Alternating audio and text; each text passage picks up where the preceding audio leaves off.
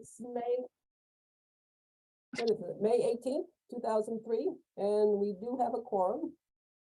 So, all right, and we're being recorded. So, welcome everybody. Everyone got the agenda and the minutes? Nicole, did you get them? Yep, you're muted, and Lauren too, okay, Yeah. Yep. okay. Eileen, I have a quick change. I don't think I was listed as absent at the last meeting, so I just need to be added to the list of people that are absent. Oh, okay. All right, let me note that.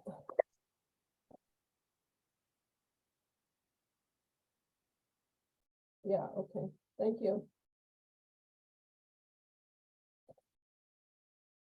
All right, do I have a motion to approve the minutes as amended?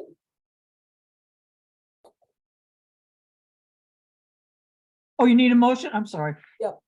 You need someone to do a motion? You Yes, said? please, yeah, Oh, okay. I'll make a motion to amend the minutes to include Lauren's change. okay.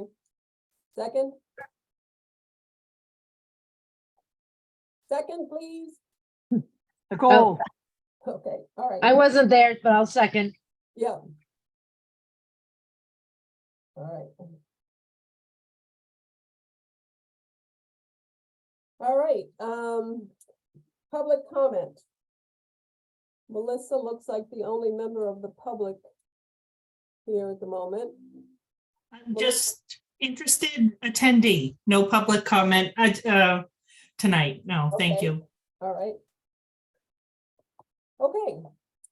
So let's move on to the old business, Wyman Meadow. Of course, as usual, everything goes slower than anticipated. Whatever schedule we talked about at last meeting has blown by and it didn't happen. One thing I mentioned at the last meeting that when Lauren and I think Nicole weren't there was that I felt like I should contact Fred Chase. And so I did, and it took a little while to have him respond and for us to set a date, so that set us back a little bit.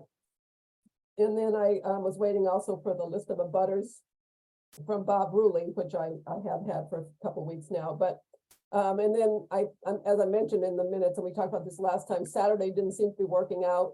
So I've got Owen from Wildlands Trust confirmed for June 14th. Which is a Wednesday evening at 5 o'clock.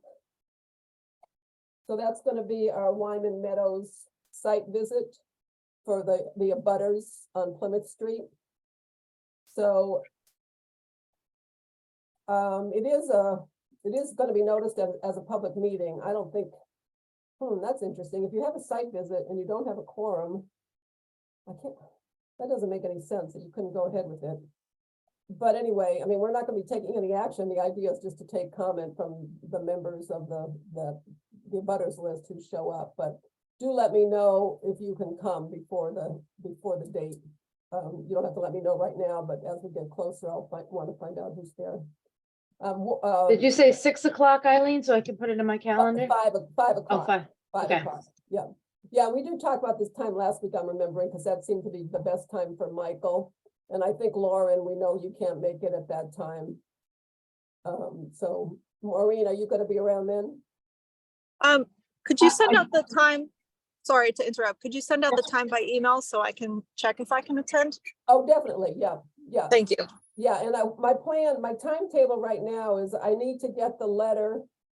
First of all, I'm working on getting a joint letterhead that says Wildlands Trust and the town, and I did create one of those, or I didn't, but Wildlands Trust created one of those once before. We sent a letter to a landowner in town, just trying to set up an appointment to see if they'd be interested in talking to us. It's a property adjacent to the Wyman Meadow and the Wildlands Trust property out there. Anyway, so we need some kind of a joint letterhead because it's a joint project. And then what I plan to do is send it to Josh with the abutters list. And Bob Ruley told me that Josh should be responsible for sending the letter out. So I want it to go out at least 2 weeks ahead, which would be May 31st. So at that point, you'll all get a copy as well, and then it'll go to the abutters. There's only, I think there were just 9 addresses that are actually Plymouth Street residences.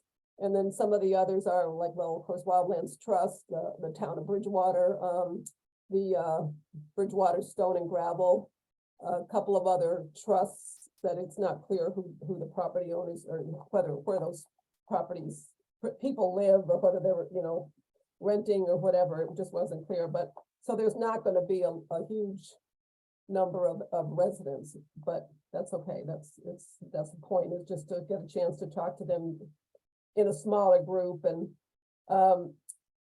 Owen also has reached out to Bob Ruley about getting the what's needed to go before the Conservation Commission, but we don't want to send that notice out until we've had this public meeting for abutters.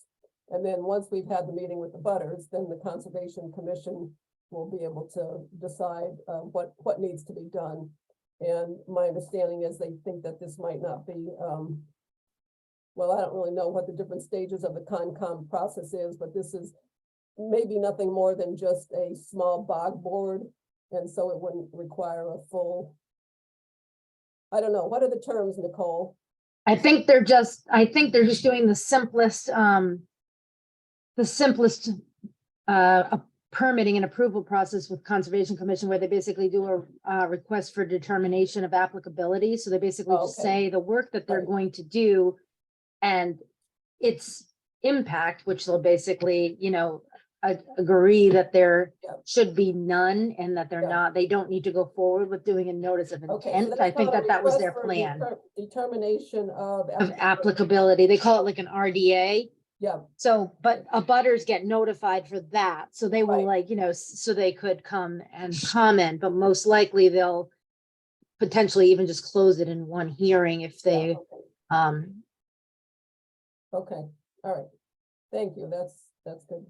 I knew what Bob was saying would be simple, but I wasn't aware of the terms that are involved. So he seemed to think that that's all that would be required in this instance. But yeah. But he will be working with Owen directly on that, so. So anyway, so that's kind of the schedule, and I hope we can keep to it at this point. I do want to do it, I don't want to push it past June 14th, just because I'm going to be be away a little bit after that, and then I don't know, if we push it too far out, it'll be next winter and the thing won't be opened up yet, so let's hope that the June 14th date holds. Any questions on that? I might be able to make it. I think I can make that time, actually. Okay, good. All right, and I just admitted Pat Neary.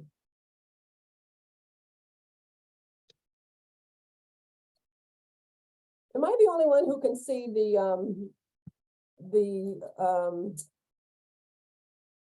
waiting room? Yeah. Yes. Okay. I'll have to change that in the future, because last time I wasn't sure if I left people sitting there the whole time. I have enough to do to keep track of the meeting without keeping track of the chat room, and I think last time I was afraid that Lauren and Pat had been sitting out there, and I had just neglected to, but I won't, I hope this is it for tonight. I think we're good, so. All right, the tree committee, I sent out that memo from Michael Dutton, just so you would all have a chance to see it. And Nicole, you want to talk about, I mean, not the memo particularly, but anything that's going on there? I'm sorry I missed the tree planting, the Earth Day, Arbor Day, or Arbor Day planting. I went on Saturday, but it had happened on Friday. Oh, no. And I was home. I live right across the street, and I was home, but I missed the date. So anyway, I did watch it I did watch the recording. Yeah, it was good. Actually, it literally came together in like a week or so. In this huge, sort of a rush, because everything came together all wonderfully. We were able to scramble and get the town council to basically give an Arbor Day proclamation. we were able to get the donated trees. DPW had a few trees that were donated from National Grid, ready to plant. Michael agreed that, you know, we could do, Michael in the town and others all kind of agreed that, you know, the playground was a great place for them. And so we really kind of were able to get that all together and hold it right on the actual Arbor Day. So the goal of the tree committee is to get our town back at designated as Tree City USA. And so there's like 4 different, you know, criteria, and having a tree committee, having a tree ordinance, having a you know, Arbor Day proclamation, as well as a celebration, are all kind of part of that criteria. And then there's one other kind of administration that we have to do, where we have to prove that the town spends a certain dollar per capita per year on tree care, which we do currently through DPW, since we don't have a forestry department. So by the end of the year, we should be all set to submit the application and go forward. In future years, we're starting to think, and I think that maybe this is a way that the Open Space Committee can also get involved, is that we're wanting to expand the Arbor Day celebration, I guess, and do a little bit more outreach and education. So we're potentially talking about kind of expanding it to one of the schools.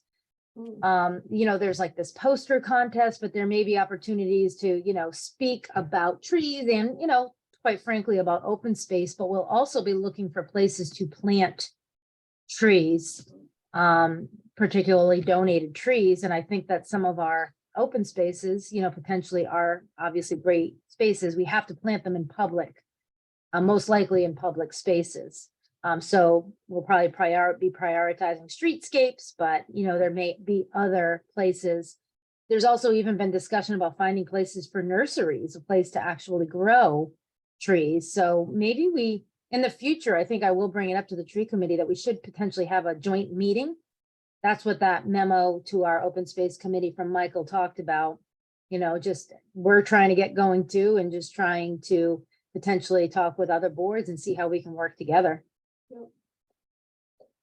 Okay, great. Yeah, and I don't know if you noticed, I think I put it in the minutes that at the last meeting, I suggested that at some point, it would be good if we could have a voice to the tree committee, suggesting that we start looking at the health and longevity and variety of the trees in our parks and our open space.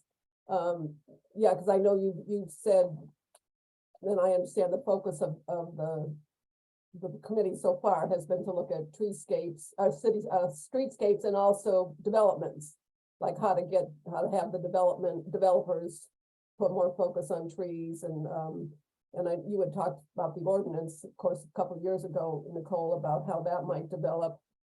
But I know Pat Neary has been a real strong advocate too of trying to look at trees in large parcels, you know, not just a tree here and a tree there. And I think one of the things I would love to be able to do at some point, and maybe we could even hire, try to get some CPA money for a consultant. I mean, to look at our parklands and assess the health of them. You know, how are the trees all aging out? Do we not have the appropriate variety? Are they diseased? Are they native? And maybe that could become a long-term project too, to just make sure that the health of the trees in the parklands can be maintained for a long time to come. That's a good point, because one of the goals of the tree committee is to commission a tree inventory of the town-owned trees. And so I think the open space, once that's brought forward, but either way, I think open space committee should also recommend that and ensure that it is, you know, would include those areas. Right. And, you know, just a side note on the current status of the ordinance, as of now, as of current, it is primarily continuing to look at town-owned trees. Right, yeah. So there are several of us who feel strongly that we are not, that there is not strong enough regulation to protect private trees. So, I hope there's several on this committee and others that I think, little by little, I think we can currently just take action, since we don't have any regulation in place, with writing, letters and kind of helping to advise planning board and or zoning board and or conservation commission when we have, when these development projects are coming forward, and trying to kind of find a way to develop responsibly. Yeah, okay. Yeah, and surely if there, when and if you have an ordinance, there will be hearings on that, so that would be a time too to voice those views. I assume, Maureen, go ahead. I have a couple of questions to Nicole. Years ago, I don't remember how many years at this point, they used to give away trees, I think around Arbor Day, the Mhm. little seedlings. And Yep. we have a few out in the backyard. So is that something they have considered to do again? Yeah. And this other thing is that as part of your committee, the tree committee, have they considered making what you were just talking about the private land and the cutting? I'm just still concerned as he's so much clear cutting all over the Mhm. place. Yep. Can that be part of an ordinance, or is it part of an ordinance someplace that there are Not- no? There it is that way? precedent. All of that research that I did a couple years Yeah. ago, Yeah, I found so many examples. Yeah. Obviously you can't completely, if somebody owns a property, they can develop it, but it's basically like finding ways to do it more responsibly. right. You can control the buffers. You can, basically have limitations on clearing based on zoning. I found so many examples. I'm starting to pull together just examples, even from different towns that I see. When I drive all over the state, I feel like, with my kids' sports, and half the time if I'm like going to get a coffee, I just, find examples like, this is how we should be doing this. Like Yeah. even in Hopkinton area, they have a lot of big lab companies, like, EMC types. Mhm. And I feel like they do a really good job of keeping a buffer. Mhm. They clean out all the scraggly stuff, but you can tell Yeah, they made them yeah. keep the big trees. They got a nice buffer, and you kind of look through and you're like, wow, there's a really cool building, and this Yeah. huge building with all this glass and everything. But at least there's a canopy over the street and there's a buffer. Yeah. We just let people Just gone. clear everything and then go Yeah. back and put little sticks in the ground. Right. Yeah. It makes absolutely it So is- whose department can we get, or how can we get that as part of a I don't know, a rule or something? If you're gonna do construction in Bridgewater, you cannot do this clear cutting anymore. I We think have to- that's how that all got started, didn't it? We have to introduce a new ordinance. Mhm. Yeah, Yeah. And but it- that is, and what the- I'm asking is, whose department is it though, Pat? Is it? But is the it open space committee could have it presented to our town council. So this that then the planning board would have to abide by it, right, Yeah. Nicole? Once the I- ordinance is in The place, ordinance, I think they want to put an ordinance in the town as basically like a town code. Yes, then all, Yeah. right, Yeah. right now, subdivisions follow the subdivision bylaws. Right. Other types of development follow the planning, board rules. So it's like everyone has their own rules, and they all have like little things, some things about trees, but it's mostly about street trees Mhm. or, planting new trees. There's nothing about protection, clear cutting, anything of Right. that nature. so we need a new ordinance. Need a new ordinance. That's where they go in other towns. So, Yeah. our current ordinance really only addresses public trees that you can't cut or damage or do this and that to a public tree. Right, Yeah, okay. so we have to put something like that. Well, the open space committee would be perfect to introduce that, or have a counselor introduce it to our town council so that we could get it continued. It, And- and I think, I mean, I'm on, as part of the tree committee conversations too, I think that, I don't know where they're just only handling community or municipal trees. I don't think they were gonna go with that, into that. Do you, Nicole? I don't think that that's the goal, but I feel like we're gonna be involved in, you know, with it, Bob Rulli may be leading the effort on this tree ordinance, so I feel like both committees should potentially speak up, I guess, and express our recommendation to include a provision in this tree ordinance. And you've got two of you right now on that committee, on that tree committee, so you've got a, you know, you've got a voice on that committee. And But they keep bringing us back to strictly municipal trees. So I'm Right, not but sure. is that just the first step? I mean, I Could be the guess, first step. yeah, Yeah. you know, get that done. And then, you know, get the tree committee, get that on the books and get the tree committee fully functioning, which it is, I guess, and then, you know, maybe at that point, we make a recommendation, maybe the open space committee goes to the tree committee and makes a recommendation that we start looking at broader areas of tree protection. You know, for instance, maybe we'd start with the parklands. You know, let's start with that. And then maybe the third step is development. Development is clearly gonna be the most controversial one. Yeah. Yeah. The ordinance will cover parklands. It will any town-owned property it would cover. So Okay, Yeah. that's basically right of That's already way. done. right, And, yeah, you know, That's- right of way, school, library, and then like, you know, all of our open space. okay, all right, so Yeah. it would be just roadways, yeah. Already being done. Yeah. So we need a new one. Right, yeah. Oh, yeah. I think Well- in the meantime, you know, I'll try to better understand. I would like to try to better understand how, like, from a regulatory perspective, that gets enacted and who brings what forward and how, you know, how it gets passed. I'm not strong in that area, but I want to understand it so that, you know, we can figure out as a committee or even as a private citizen, how to voice our, you know, concern and get our feedback integrated into the final versions. Lauren Well- has a question. Lauren has her hand up. Yeah, I have a quick question.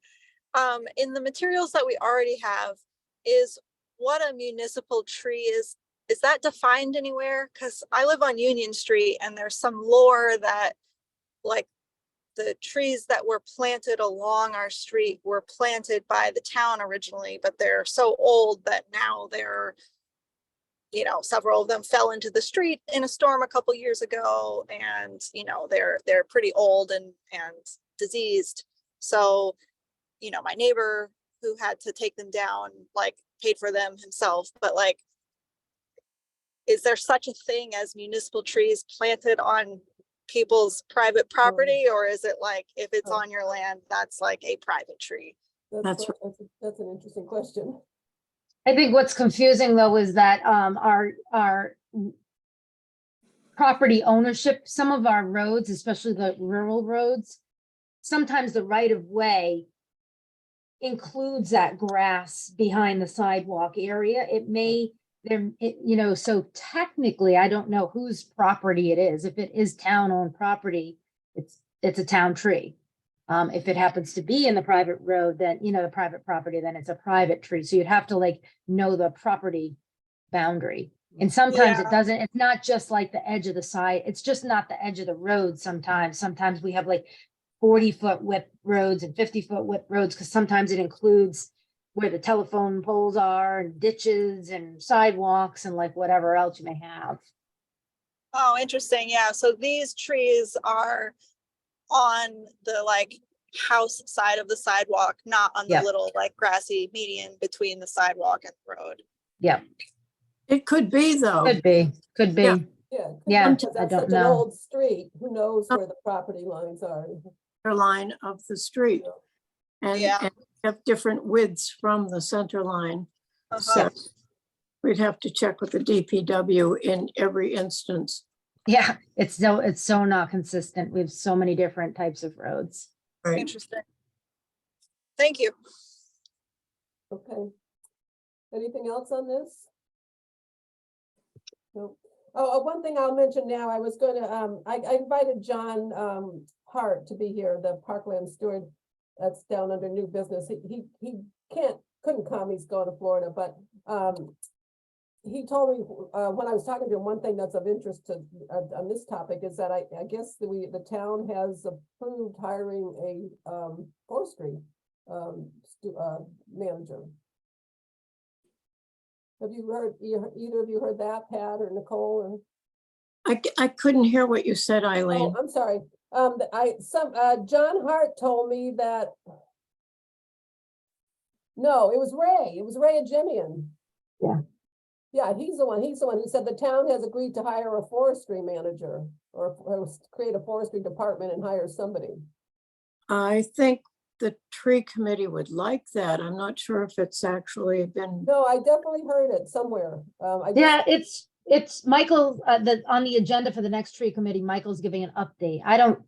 It may just be that it's moving forward in the budget or, I Yeah, don't think yeah. there's an actual person yet. No, No, but just no. that Michael had approved the idea in concept. I think he approved the idea Yeah, and concept. yeah, So he's going right. to give an update at the next tree committee about the status of that. Yeah.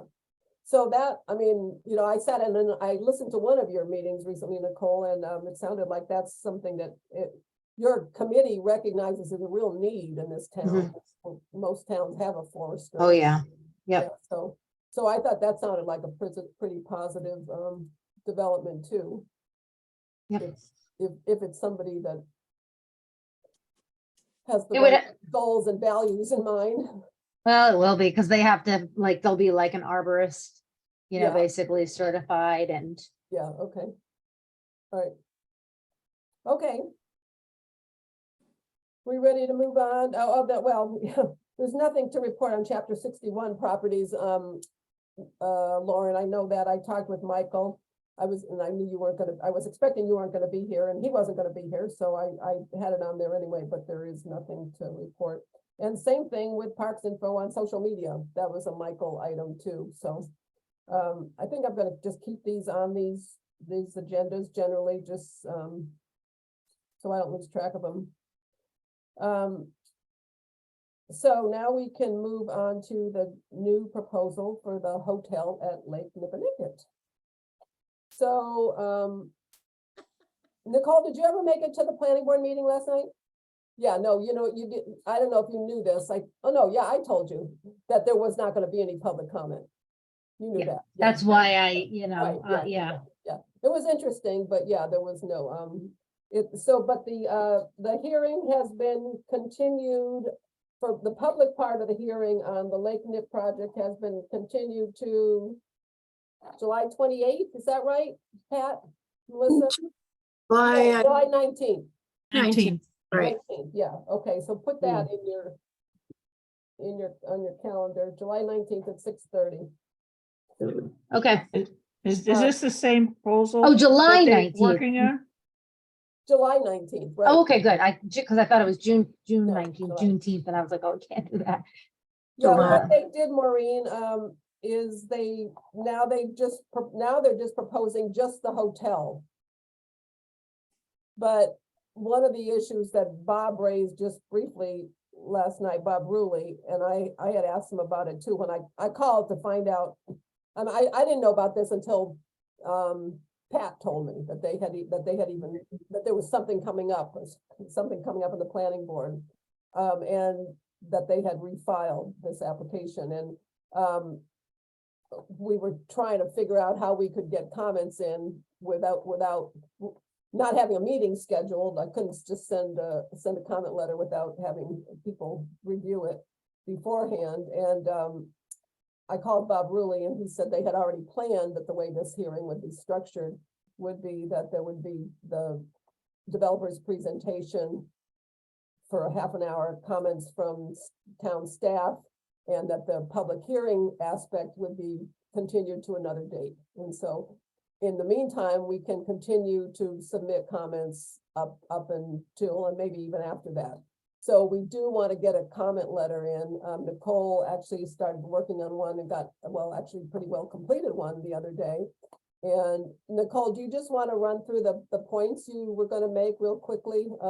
a lot of this, you all heard before when the complete project was submitted. Mhm. We had discussion meeting after meeting about what that entailed and what the objectionable parts were, and we did submit a comment letter on behalf of the Open Space Committee then. It went to EEA, to the, for the MIPA determination.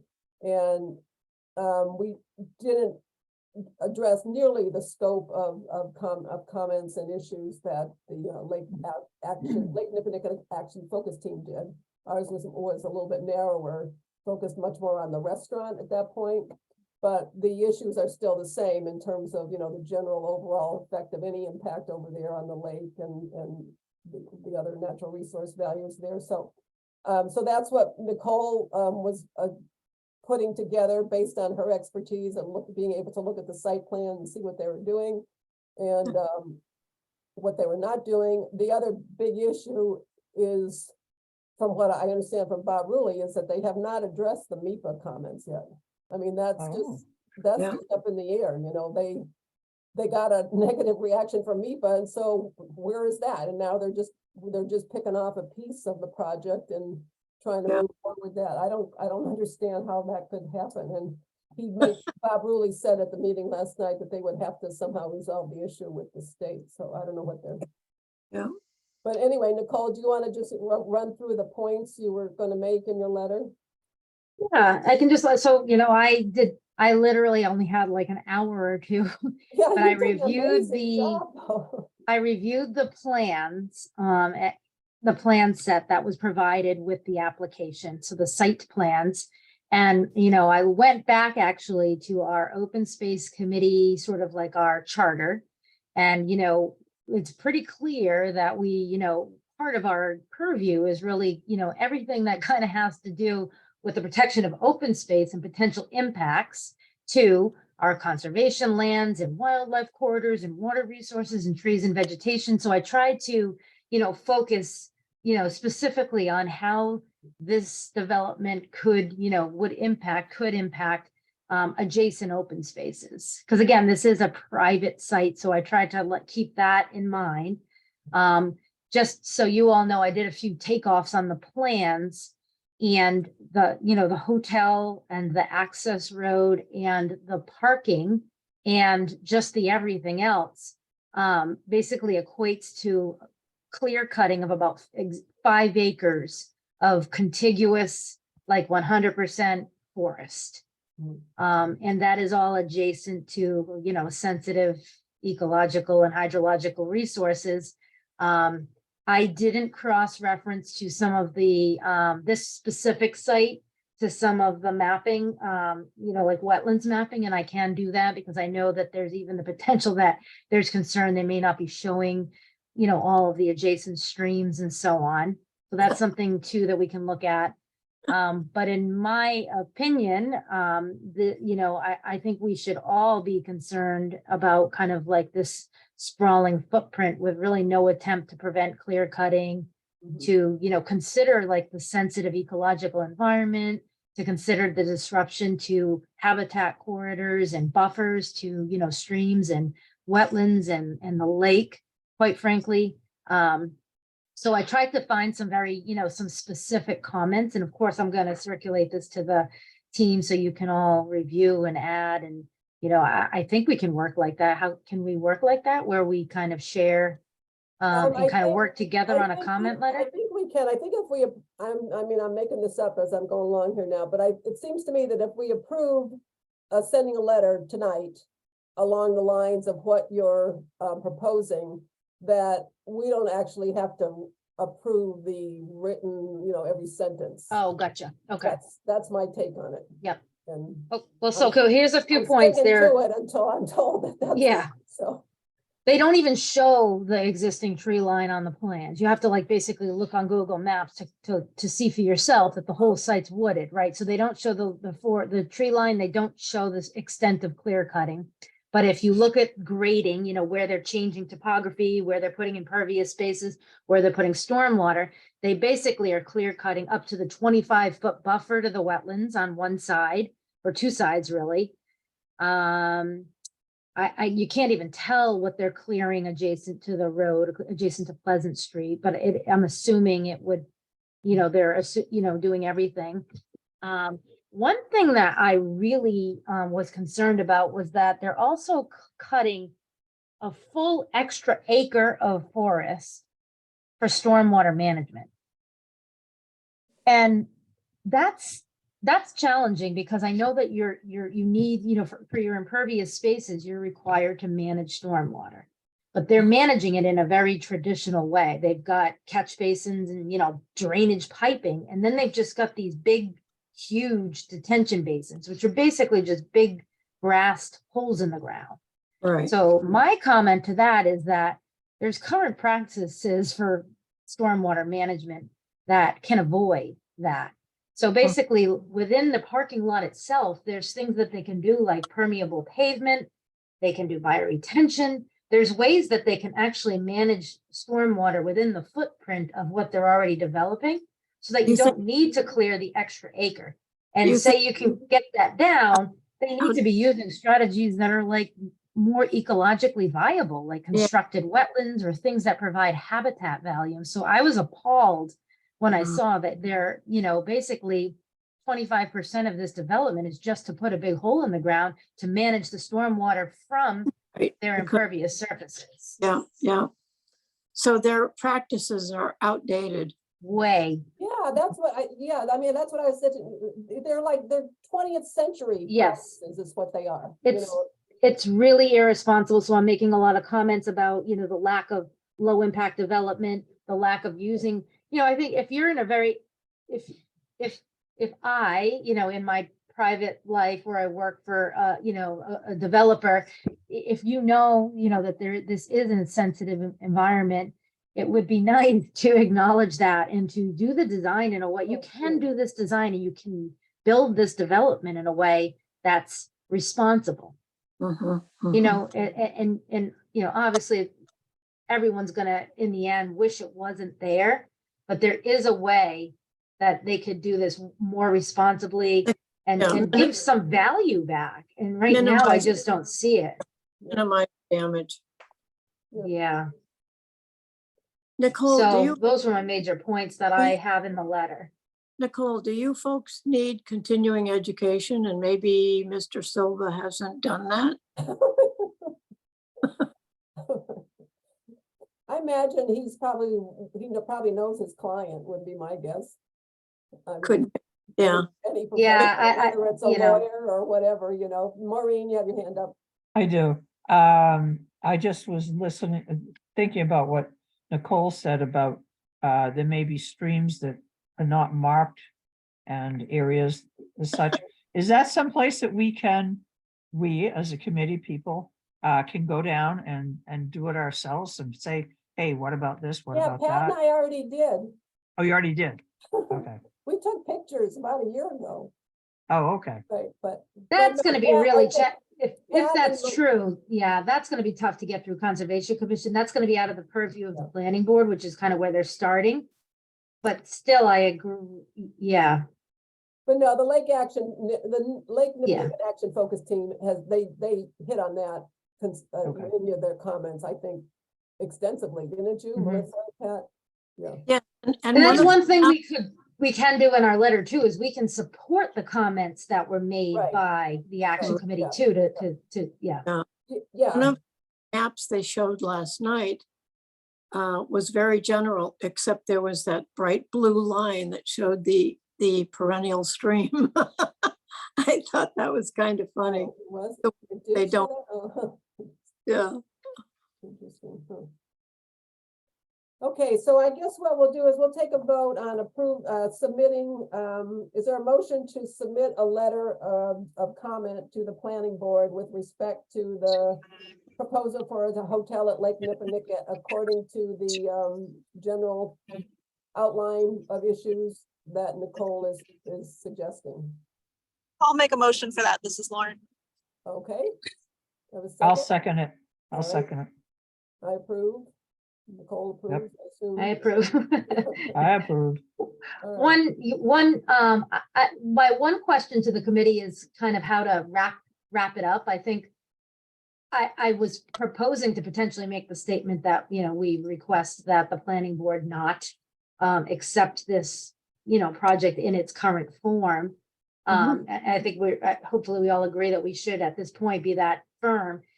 And I don't know if they'd ever take us up on the offer, but would we want to ever meet with them and try to work with them to show them, you know, I don't know if that's possible, but is that something we should offer to be more? I mean, I think that might be something we could suggest to Bob Rowley, but I Okay. think I mentioned to you, Nicole, he said that they had a number of meetings with them, with the planning, with Pat Driscoll and from the planning board, and that they were not very receptive Okay. to those sorts of suggestions. Melissa, have you ever met with Claremont? No, okay, yeah. And Yeah, site and- We visits, couldn't offer it, you know, I mean, yeah, yeah. only on site visits. And Yeah, like you okay. said, I mean, just even last night, in the presentation, there was no reference to any of the environmental No, I issues, know, no reference to the public, to the neighbors, to right, yeah, anybody, yeah. just a reference, you know, referencing the planning board themselves. So they're very narrow in their focus, Yeah. I think. Yeah. Yeah, I mean, there are developers who I mean, it sounds like you work for some of them, Nicole, who, you know, have a whole different approach, but these people are not them. The other thing I noted, even the other thing that was on the agenda last night, Nicole and Maureen and Lauren, was the Perkins property, the Perkins Foundry, which is also under, there's a proposal to create housing, mixed retail, restaurant area there, like, I think, what was it, 162 living units, but they made a lot of reference to what they would do. They're adjacent to the town river, so they're gonna say they're gonna make a nice canoe launch and have a trail down there that will be open to the public. So they did make some nods to that, but they too there's nothing, I mean, maybe it's in a different report, a more extensive report, but nowhere do they ever say anything about this is an environmentally responsible, the state of the art for energy Right. or water use or anything. It's the only thing that matters is granite countertops, you know, it's like, that's what we live for, granite countertops and stainless steel appliances. And nobody says anything about solar panels or it just drives me crazy, but that one, it seemed like they were a little bit more attuned to, but I think it's partly because they're adjacent to the river. Yeah. And that they are dealing with what's been classified as a landfill there. So, Yeah. so there's some issues about, and Bob really seemed to have some concerns about whether they would ever be able to get that approved by the state, but they seem to say that they think they have their approval, so. But anyway, Because of hazardous material, Yeah. hazardous, oh, yeah, there's didn't know that. something they called, what kind of sand? There was spent sand, was that what they called it? What? Green sand. Green sand, yeah. Yeah. Yeah, there's all sorts of stuff from the from leftover from the foundry, and so it is, and Right. he has determined that it's classified as a landfill. And so they're gonna have to do all sorts of remediation and capping. Mhm. So it, it's limits the amount of space that they have for the development, so of course, then they're asking for taller buildings, 4 stories, and so there was a lot of comments about that, but again, they just my point was just that I just felt like another developer that it certainly is not taking an overall green approach to, That's true. Yeah, not a state of the art. it's the bottom line. Yeah, That's what yeah. it is. Yeah. Yeah, It's an already developed site, so, like, it probably can't get much worse, but you're right. I mean, Oh, in no, this, no, I'm sure. in this, it is. in this environment, in this, Yeah. with climate change looming and just Yeah, the yeah. pressures on this town and Right, more and more people being concerned. yeah, I think we do need to continue to voice our concerns on a lot of these projects yeah, Mhm. and hope that the boards and, commissions will take our advice into council and, help get more mitigation into these projects. Definitely. there's got to be more environmental attention paid to these developments. For Yeah. like you said, that project is right next to the Taunton River. There will be no restrictions unless we bring it up on pesticides, herbicides in that Oh, area. yeah, that right, yeah, We've yeah. got Yeah. to do, because we have no regulations to control that. yeah. So we've got to do that. Yeah, now that, yeah, that's a good point, Pat, because I wasn't really thinking about us commenting on that one per se, just because So many others, yeah. mostly what struck me about that was just there any lack of any energy efficiency and, Yeah, but the, yeah, just the impacts to the river, from the, Yeah. from the, whatever the, one of the energy committees, I said to Carlton, you know, all of these buildings that we have in town, the Amazon building, the new one on Route 18, and the new school, they're all solar ready. There are right, no yeah, regulations to trigger that. They Yeah. can be solar ready for the next 50 years. yeah. So that has to But, you change. know, we are a green community. I mean, under DEP's requirements for that, and I don't know, but I don't know what that entails. Nicole, do you know?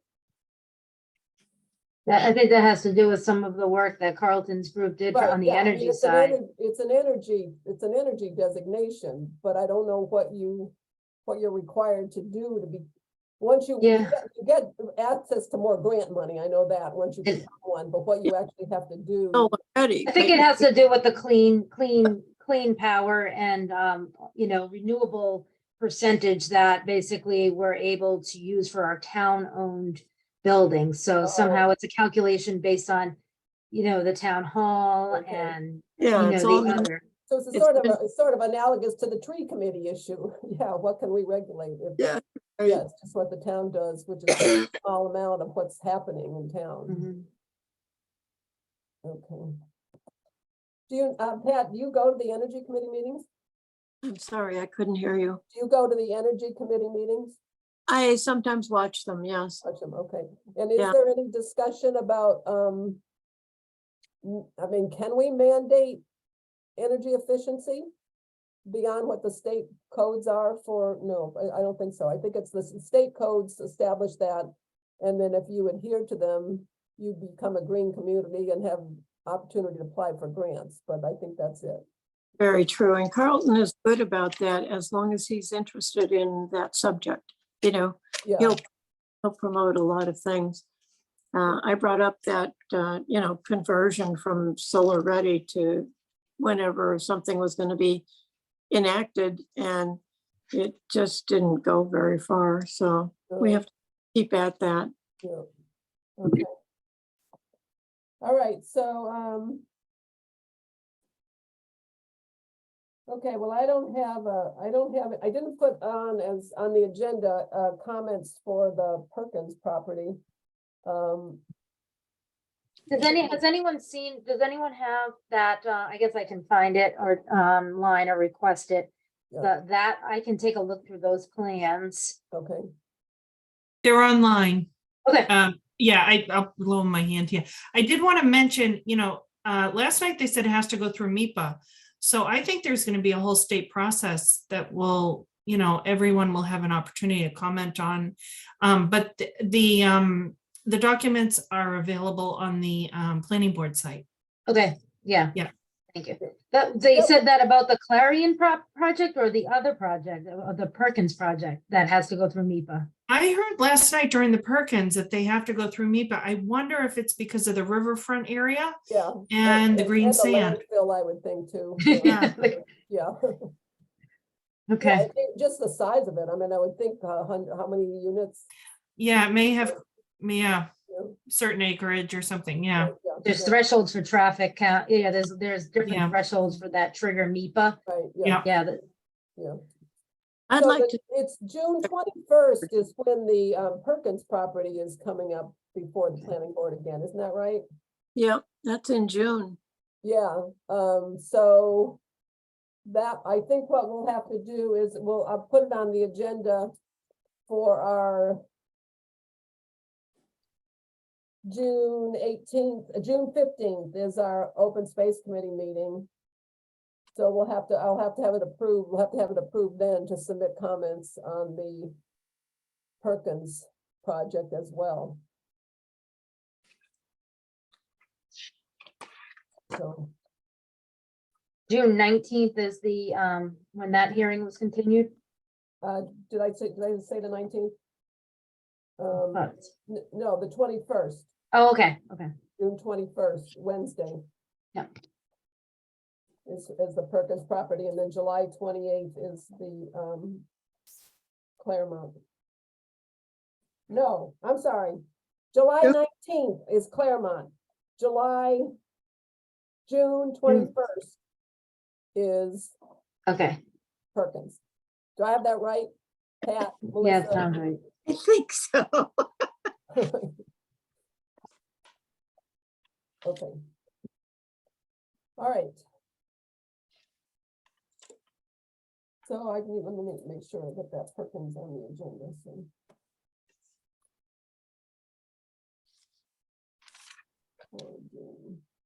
I don't know. All right, and I will not be in town for that meeting on the June 21st. I'm gonna be away. I know. Okay. So What? let's, July 19th. Okay. the last item I had was just the report from the Parkland steward. So as I mentioned, I talked with John Hart, just to, I wanted him to come to the meeting, but he couldn't. But one thing he told me, as I just mentioned, is that, oh, no, I decided that wasn't where I got that information about the forester. That was from Ray Jimian. But one thing that John told me is he has been asked to manage construction of the Stiles and Hart project. And I guess he's going to be doing that. And I was just kind of curious about that because I thought maybe I'd give Kitty Doherty a call.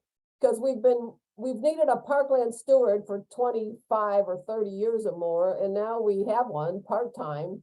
And is his attention being diverted to construction at Stiles and Hart? I don't know. I don't know how, I didn't have a chance to explore that with him. I will, I'll give him a call later when we can talk more at length, but I don't know whether that's gonna take all his time or, you know, or 90% of it, and how long. I think Stiles and Hart is supposed to be constructed pretty quickly. I think it's supposed to be on the ground, ready to go by the end of the year. So that might be good news that he's not gonna be diverted. But anyway, I just hope that he gets to continue focusing on all of the parklands as he has been, with all the minor things that need to go on each one of them, and that he doesn't get diverted to something like this, which I thought was going to be undertaken by other town departments, or, you know, with consultants or whatever. So that was just one thing I was a little concerned about. The other thing is, he's trying to get, actually, one of the things he's working on is trying to get the rivers open. He's working with Monica Bentley, who some of you know. She's with the Taunton River Watershed Council. She now lives in Plymouth, actually, but she's a big river runner, and we talked with her a couple years ago about trying to get that canoe launch down in Sunrise Drive, and I mean, Right. I Yeah. don't know what's happening with that, but Monica's always pushing the issue of getting the rivers open, as well as having launch spots and pull out spots. And he says they've got a $40,000 grant. Now, and I don't know who that was from. John Hart said they've got a $40,000 grant to help clear the rivers. And he's working on that as well. So anyway, that's what I got from him. So that's it. All right. Any additional items for discussion?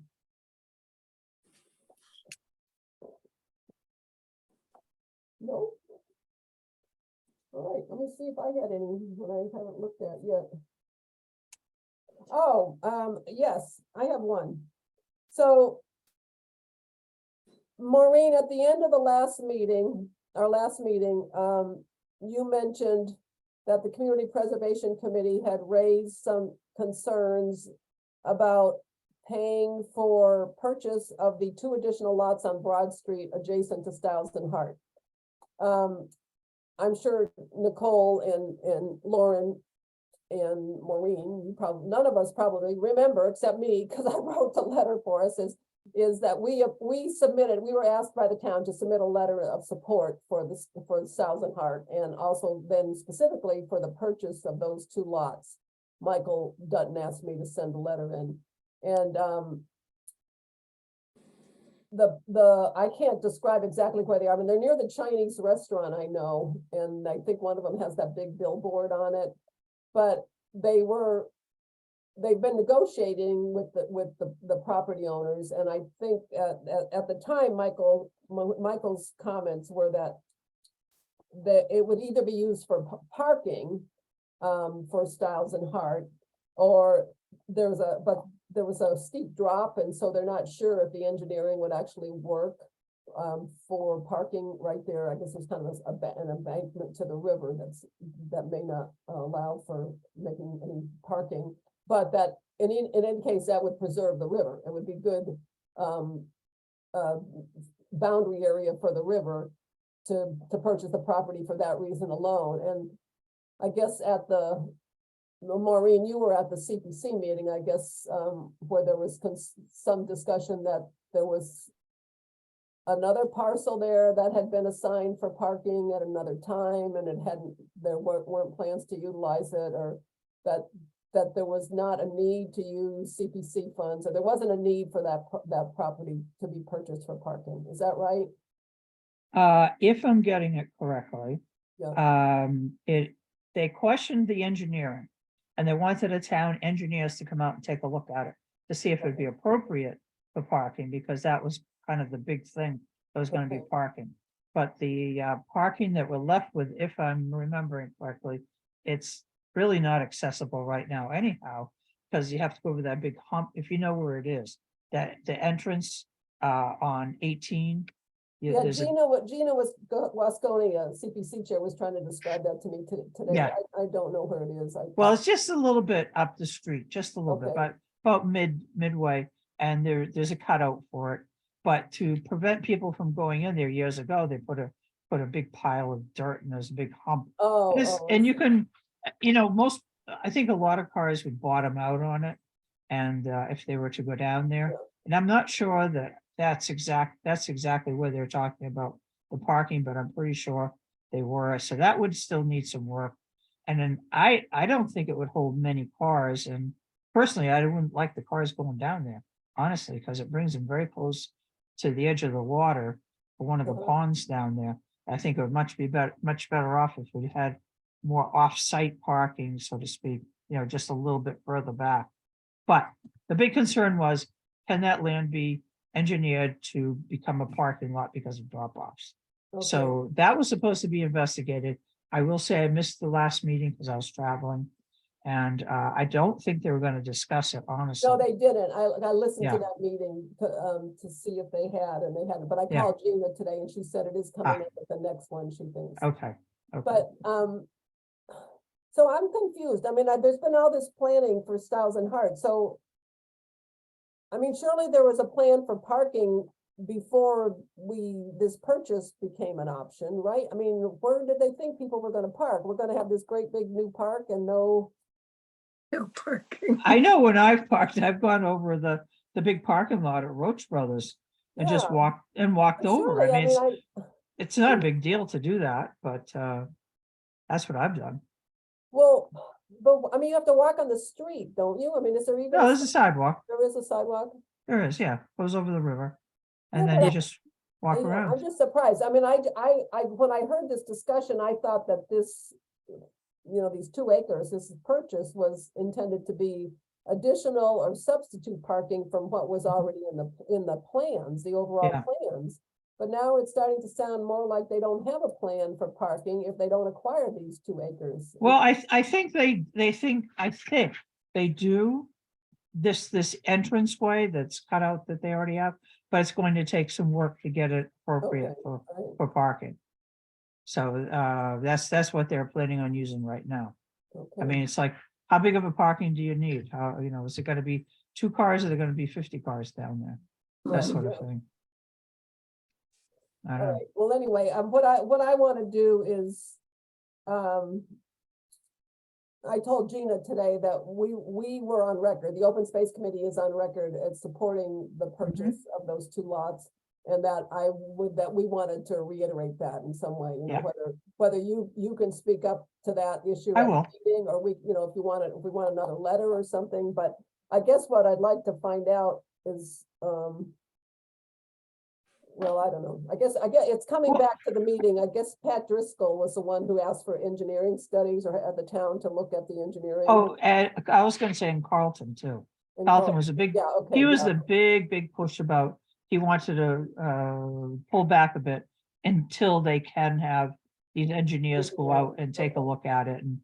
All right, And and I guess our position is whatever it opens from an open space perspective, whatever Mm-hmm. the engineering shows, we think the 2 lots should be purchased for preservation of the river and the park. that would be nice, yeah. Yeah, and that is like that, yeah, I'll have to send you our letter, Okay. I could find it here pretty reasonably quickly, but it's probably not worth it. I'll just send it out, and I'll send, and you can see what we said before. Mhm. But I remember clearly that Michael said in his request that, yes, there was an issue of whether it would be capable of supporting parking, but in any case, it would protect the river. And my question to Gina too was, if the town doesn't purchase it, or what, somebody put a new Dunkin' Donuts in there? Yeah, In 10 years or something, you know, I mean, it's right next to the park, but it's on Bedford Street. Yep, So yep. what's gonna happen to it if the town doesn't purchase it? It just seems to me kind of a no-brainer. If you've got this great, big, beautiful new park, you don't leave 2 lots right on the edge of it on a state highway where somebody's gonna build something. Anyway, that was my biggest concern, I guess, is that why wouldn't we want the 2 lots? Oh, Okay, all right. Yep. Anyway, I don't think we need a motion for that, because that's well, yeah, why don't we have somebody make a motion to submit comments to the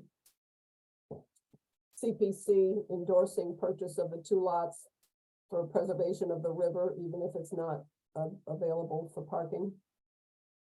And I will send a letter, or Maureen, you're authorized then to make that point. You want me, yeah, okay. yeah, All right, fine. so it doesn't have to be a letter, it can be more, Yeah, sure. somebody moved for Maureen to make those comments to the CPC as our representative.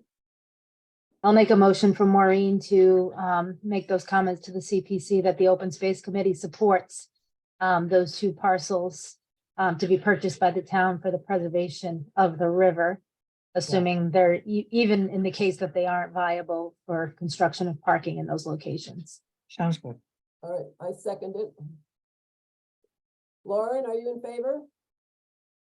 Yes, I was just gonna second that, so I'm in okay. favor. All right, I'll let you second. You second. I think I can second, can I? I don't know. I think I'm not supposed to make motions, but I don't know. All right, so Lauren seconded, okay. Nicole, moved. And I'm in favor, okay, and Maureen's in favor. And Maureen, you can, present that position on our behalf.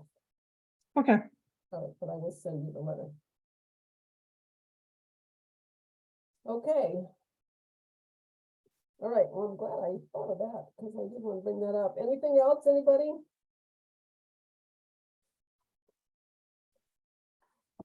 No, all right, so, everybody has June 14th on their calendar for Wyman Meadows. June 15th is our next meeting. June 21st is Planning Board Perkins hearing. And July 19th is Claremont Planning Board hearing. In case you thought you were gonna have a fun and fanciful summer. All right, it is 8:06. And